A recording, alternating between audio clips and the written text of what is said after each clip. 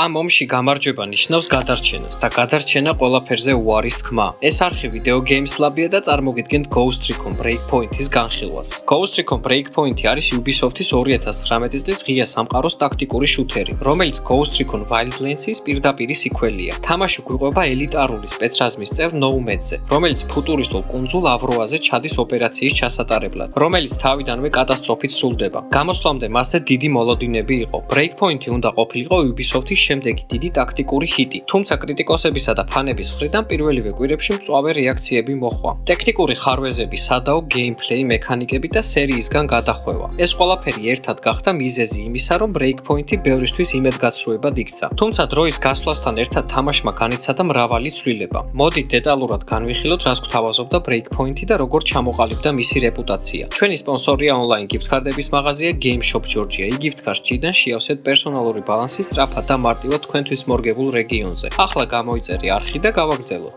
Ubisoft Paris-მა Breakpoint-ი გამოუშვა 2019 წლის 4 ოქტომბერს პერსონალურზე PlayStation 4-ზე და Xbox One პლატფორმებზე. მოგვიანებით დაემატა სტადიას მხარდაჭერა და 2020 წელს განახლებული ვერსიები მოგვცა PlayStation 5-სა და Xbox Series X-ისთვის. ახალ კონსოლებზე თამაში მუშაობს როგორც 60 FPS-ზე 1080p რეზოლუციით, ასევე 30 FPS-ზე 4K გაფართოებით. აღსანიშნავია, რომ თამაში Always Online მოდელია. მისი გაშვება ინტერნეტის გარეშე შეუძლებელია, რაც კრიტიკის საგანი გახდა. მოვლენები ვითარდება 2025 წელს, Wildlands-ის მოვლენებიდან 1 წლის შემდეგ. ავროას არქიპელაგის Scale Technologies საკუთრებას წარმოადგენს, რომელიც მაღალტექნოლოგიური ექსპერიმენტული ტერიტორიაა. მოთამაშე Nomad იგზავნება კუნძულზე სამხედრო სატვირთო ხომალდის ჩაძირვის შემდეგ. ოპერაცია ტრაგიკულად იწყება, ვერტფრენებს დრონები ესხმიან თავს და მხოლოდ რამდენიმე ჯარისკაცი გადარჩება. Nomad მალევე აღმოაჩენს, რომ კუნძული მტრების ხელშია კერძო არმიისა და Collie Walker-ის, რომელიც მისი ყოფილი მეგობარია. ფრაქციამ გლების ლიდერია და ხელში ჩაიგდოს კელტეკის საბრძოლო დრონები. Nomad უერთდება წინააღმდეგობის მოძრაობას, რომელიც მოქმედებს მიწისქვეშა ბანაკ ერვანიდან. სიუჟეტი ერთდროულად ეხება პერსონალურ შურისძიებასა და სამომავლო ტექნოლოგიების კონტროლის საკითხს.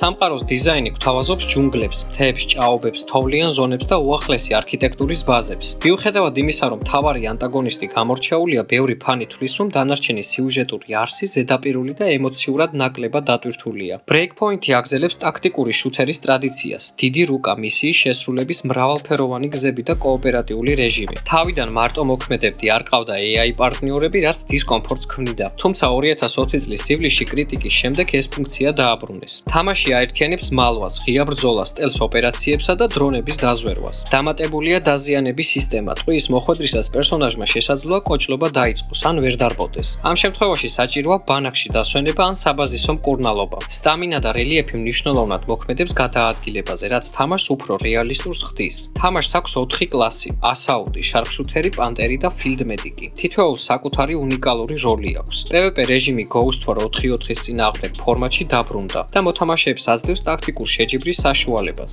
Breakpoint-ი მთლიანად ითამაშება როგორც სოლო, ასევე ონლაინ კოოპერატივში. 4 მოთამაშე ერთად ასრულებს მისიებს. კოოპერაციული გამოცდილება თამაშის ერთ-ერთი ძლიერი მხარეა, განსაკუთრებით იმ მოთამაშეებისთვის, ვისაც გრძნობა აქვს, რომ AI პარტნიორები არ ყოფნის. ონლაინში შესაძლებელია კომბინირებული სტრატეგიების გამოყენება. მაგალითად, ერთი მოთამაშე დრონით ზვერავს, მეორე კი ფლანგიდან ჩუმად იპარება. ხმოვანი ჩატი და სინქრონიზირებული სროლა ქმნის იმერსიულ სამხედრო გამოცდილებას. თუმცა ზოგჯერ სერვერული ლაგები და გათიშვები წყვეტდა პროცესს, განსაკუთრებით გამოშვების პირველ თვეებში. დროთა განმავლობაში ეს ნაწილობრივ გამოსწორდა. ასევე PvP რეჟიმი Ghost War გვთავაზობს ბალანსირებულ ბატლებს მცირე რუკებზე, სადაც მნიშვნელოვანი ხდება სწრაფი აზროვნება და კლასების სწორი გამოყენება. მთავარ სიახლეებს შორისაა დაზიანების დეტალური სისტემა, რომელიც მოძრაობასა და ბრძოლის უნარს ზღუდავს. მექანიკა დროებითი ბანაკები აძლევს მოთამაშეს საშუალებას დაისვენოს, გააუმჯობესოს აღჭურვილობა და შეცვალოს კლასი. მნიშვნელოვანი სიახლე იყო ლუთისა და ჯეარსკორის სისტემა, რომელიც პირდაპირ Division-ს მოგაგონებდა. თუმცა სერიის ვეტერანებისთვის ეს ნაბიჯი უარყოფითად შეფასდა.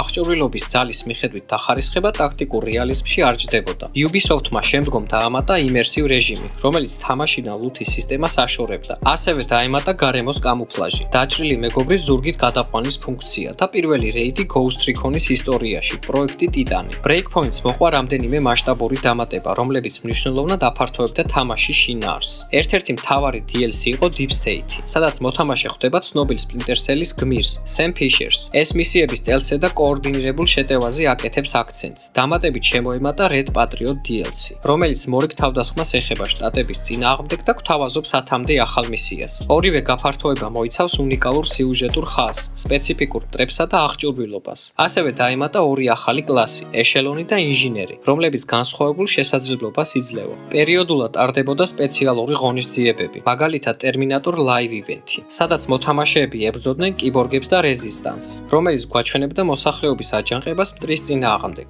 ეს ღონისძიებები ქმნიდა განცდას, რომ კუნძული ცოცხლობდა და ვითარდებოდა. Ubisoft-ის გადაწყვეტილებით 2022 წლისთვის აქტიური მხარდაჭერა შეწყდა, მაგრამ უკვე გაშვებული ყველა კონტენტი ხელმისაწვდომია მოთამაშეებისთვის. Breakpoint-ი გამოირჩევა შთამბეჭდავი ვიზუალით. ავროას კუნძულები ვიზუალურად გამორჩეულია ტროპიკული ზონებიდან თოვლიან ტუნდრამდე. Envil Next 2.0 ძრავი უზრუნველყოფს რეალისტურ განათებას, ამინდის ცვლილებებს და დღეღამის ცვლას. შენობები, სკელტეკის ბაზები და საცხოვრებელი კომპლექსები თანამედროვე არქიტექტურის საუკეთესო მაგალითებია. პერსონაჟის ვიზუალი და იარაღების მოდიფიკაცია მოქნილია. შესაძლებელია ათასობით კომბინაცია. ახალი თაობის კონსოლებზე თამაში მუშაობს გაცილებით გლუვად და ჩატვირთვის დროც მოკლეა. ხმოვანი დიზაინი მაღალი ხარისხისაა. იარაღების ბასრი ხმები, გარემოს რეალისტური ბგერები და მუსიკის ატმოსფერო. ყველაფერი ხელს უწყობს იმერსიას. კომპოზიტორებმა ალან იოჰანესმა და ალესანდრო კორტინიმ შექმნეს საუნდტრეკები, რომელიც ცვლის ტემპს სიტუაციის მიხედვით. მშვიდი და დაძაბული სცენებიდან სწრაფი მოქმედებით დატვირთულ მონაკვეთებამდე. ჯონ ბერნთალის შესრულება პოლკოვნიკ უოკერად გამორჩეულია. მისი ხმა და ემოციური დიაპაზონი ანტაგონის დამაჯერებლობას ძენს.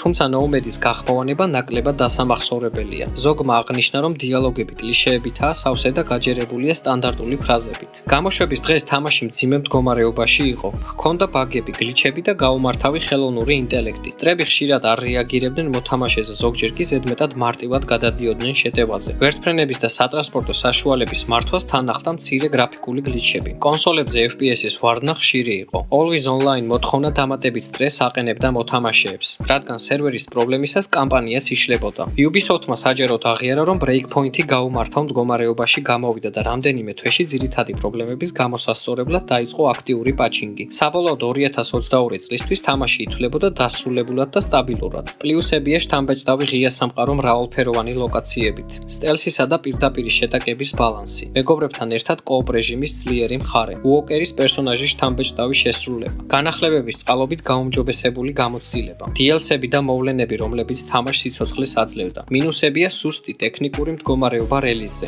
არარეალისტური მტრის AI და ბაგები, მოსაწყენი მისიების სტრუქტურა, ქულების სისტემა და მიკროტრანზაქციები, Always Online რეჟიმი, რაც მოთამაშეებისთვის უსიამოვნოა. Metacritic-აზე Breakpoint-ის საშუალო ქულა 56-ია, ხოლო მომხმარებლების შეფასება მხოლოდ 3 და 4-ია. ბევრი წერდა, რომ თამაში Ghost Recon-ს არ ჰყავდა. JR Score, ლუთი, სოლო მოქმედება და ტაქტიკური პრობლემები აშორებდა თამაშს ტრადიციულ ტაქტიკურ გეიმპლეის. IGN-ი, Game Informer-ი და სხვა გამოცემები თამაშს აკრიტიკებდნენ განმეორებადი მისიის დიზაინის, ბაგების და სიუჟეტური სისუსტეების გამო. Reddit-ზე ფანებმა თამაშს 2019 წლის ერთ-ერთი ყველაზე იმედგამაცრუებელი პროექტიც კი უწოდეს. თუმცა განახლებების შემდეგ შეფასებები შედარებით დასტაბილურდა. AI თანამებრძოლების დაბრუნება, იმერსივ რეჟიმის დანგრევა და ტექნიკური გაუმჯობესებები ბევრისთვის თამაშის ხელახლა აღმოჩენის მიზეზი გახდა. ბევრმა აღნიშნა, რომ თუ დავივიწყებთ რელიზის დრამას და ველით ტაქტიკურ სენდბოქსის გამოცდილებას, Breakpoint-ი დღეს საკმარისად კარგი თამაშია. Ubisoft-მა გაყიდვის ციფრები არ გამოაქვეყნა, თუმცა ცნობილია, რომ Breakpoint-მა ვერ მიაღწია Wildlands-ის 10 მილიონ ასლიან ნიშნულს. სავარაუდოდ გაყიდვები 5-6 მილიონ ეგზემპლარს შეადგენს. 2025 წლისთვის თამაში რეგულარულად იყიდება ფასდაკლებებით პერსონალურსა და კონსოლ პლატფორმებზე საშუალოდ $15. ის შედის PS Plus Extra და Ubisoft Plus გამოწერაშიც,